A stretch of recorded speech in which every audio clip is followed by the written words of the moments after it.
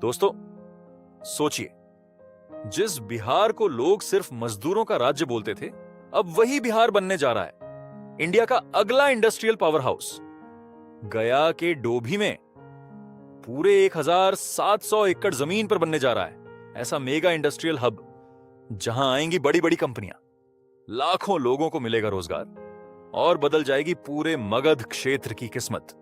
लेकिन सवाल यह है, आखिर कौन कौन सी कंपनियां आएंगी, सरकार का प्लान क्या है, और क्या सच में बिहार अब गुजरात और यूपी को टक्कर देने वाला है? आज की इस वीडियो में हम आपको दिखाएंगे बिहार का सबसे बड़ा भविष्य।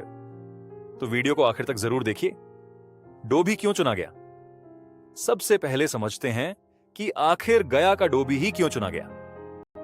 दोस्तों, डोभी कोई साधारण जगह नहीं है। यह जगह सीधे जुड़ी हुई है दिल्ली कोलकाता कॉरिडोर से, ग्रैंड ट्रंक रोड से और आने वाले एक्सप्रेसवे नेटवर्क से, यानी ट्रांसपोर्ट के हिसाब से यह जगह गोल्ड माइन है।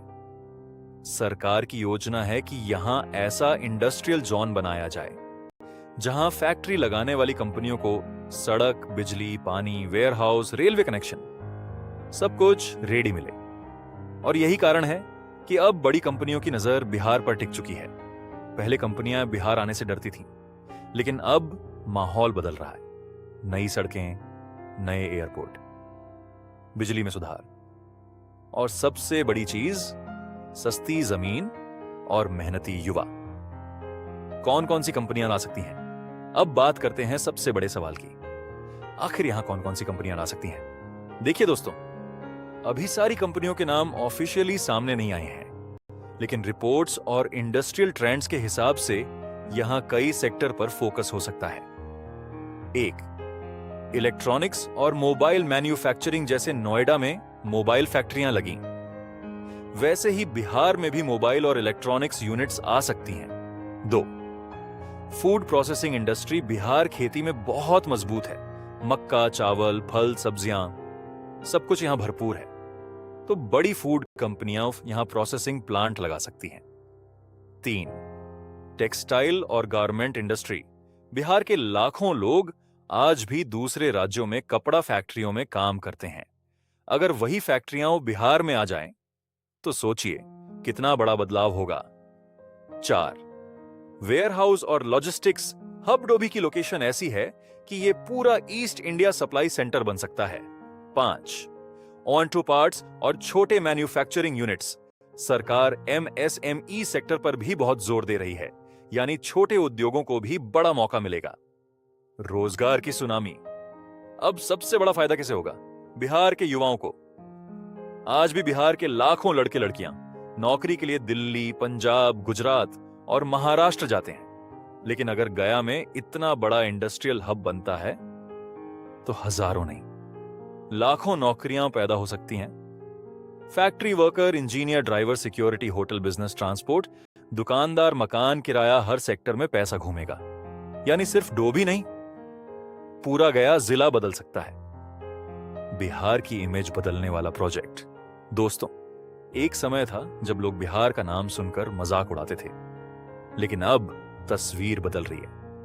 आज बिहार में एक्सप्रेसवे बन रहे हैं, नए एयरपोर्ट बन रहे हैं, मेट्रो प्रोजेक्ट चल रहे हैं, इंडस्ट्रियल कॉरिडोर बन रहे हैं और अब डोभी इंडस्ट्रियल हब। यह दिखाता है कि बिहार अब सिर्फ राजनीति नहीं, बल्कि इंडस्ट्री की भी बात कर रहा है। अगर यह प्रोजेक्ट सफल हुआ, तो आने वाले 10 साल में गया एक नया इंडस्ट्रियल शहर बन सकता है।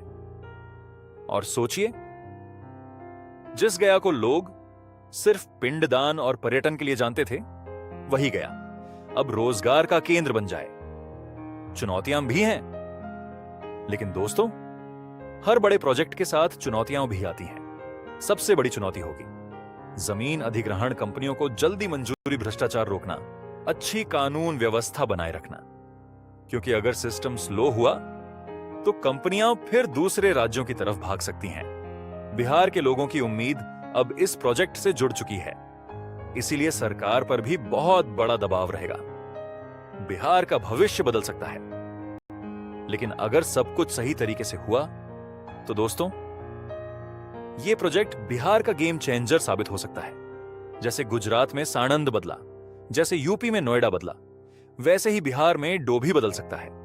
और शायद पहली बार बिहार के युवाओं को नौकरी के लिए अपना घर छोड़कर बाहर नहीं जाना पड़ेगा। सोचिए, जब गया में बड़ी बड़ी फैक्ट्रियों के बोर्ड लगेंगे, जब हजारों ट्रक चलेंगे, जब नए मॉल, होटल और कॉलोनियां बनेंगी, तब पूरा बिहार गर्व से कहेगा,